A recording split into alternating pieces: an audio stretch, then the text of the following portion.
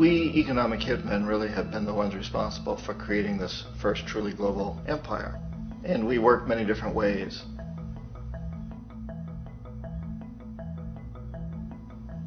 But perhaps the most common is that we will identify a country that has resources our corporations covet, like oil, and then arrange a huge loan to that country from the World Bank or one of its sister organizations.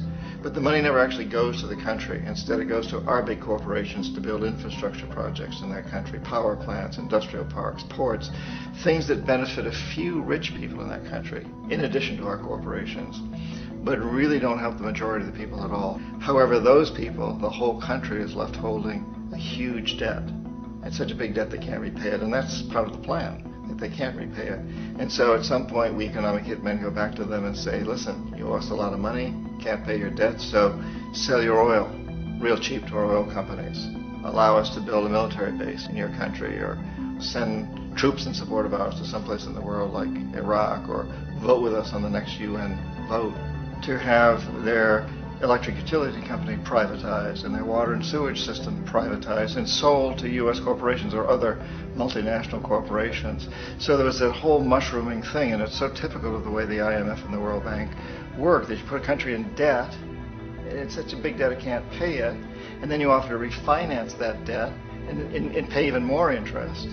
And you demand this quid pro quo, which you call a conditionality or good governance, which means basically that they've got to sell off their resources, including many of their social services, their utility companies, their school systems sometimes, their penal systems, their insurance systems, to foreign corporations. So it's a double, triple, quadruple whammy.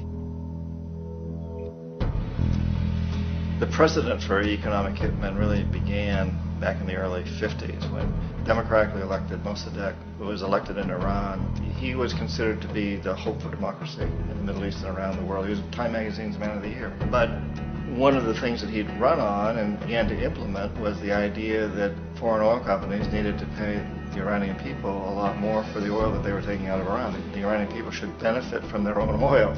Strange policy. We didn't like that, of course. But we were afraid to do what we normally were doing, which was to send in the military. Instead, we sent in one CIA agent, Kermit Roosevelt, Teddy Roosevelt's relative. And Kermit went in with a few $1 million and was very, very effective and efficient. And in a short amount of time, he managed to get Mossadegh overthrown and brought in the Shah of Iran to replace him, who always was favorable to oil. And it was extremely effective. Mobs overflow Tehran. Army officers shout that Mossadegh has surrendered and his regime as virtual dictator of Iran is ended. Pictures of the Shah are paraded through the streets as sentiment reverses. The Shah is welcomed home. So back here in the United States, in Washington, people looked around and said, wow, that was easy and cheap. So this established a whole new way of manipulating countries, of creating empire. The only problem with Roosevelt was that he was a card-carrying CIA agent, and had he been caught, the ramifications could have been pretty serious. So very quickly at that point, the decision was made to use private consultants to channel the money through the World Bank or the IMF or one of the other such agencies, to bring in people like me who worked for private companies, so that if we got caught, there would be no governmental ramifications.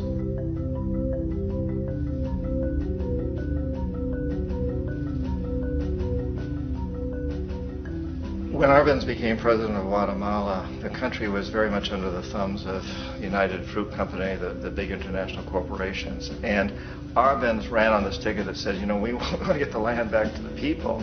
And once he took power, he was implementing policies that would do exactly that, give land rights back to the people. United Fruit didn't like that very much. And so they hired a public relations firm, launched a huge campaign in the United States to convince the United States people, the citizens of the United States, and the press of the United States, and the Congress of the United States, that Arbenz was a Soviet puppet, and that if we allowed him to stay in power, the Soviets would have a foothold in this hemisphere. And that, at that point in time, was a huge fear on everybody's mind, the Red Terror, the Communist Terror. And so, to make a long story short, Out of this public relations campaign came a commitment on the part of the CIA and the military to take this man out. And in fact, we did. We sent in planes, we sent in soldiers, we sent in jackals, we sent everything in to take him out, and did take him out. And as soon as he was removed from office, the new guy that took over after him basically reinstated everything to the big international corporations, including United Fruit.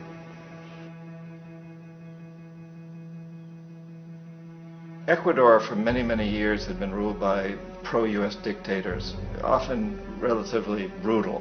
Then it was decided that they were going to have a truly democratic election. Jaime Roldos ran for office, and his main goal, he said, as president would be to make sure that Ecuador's resources were used to help the people.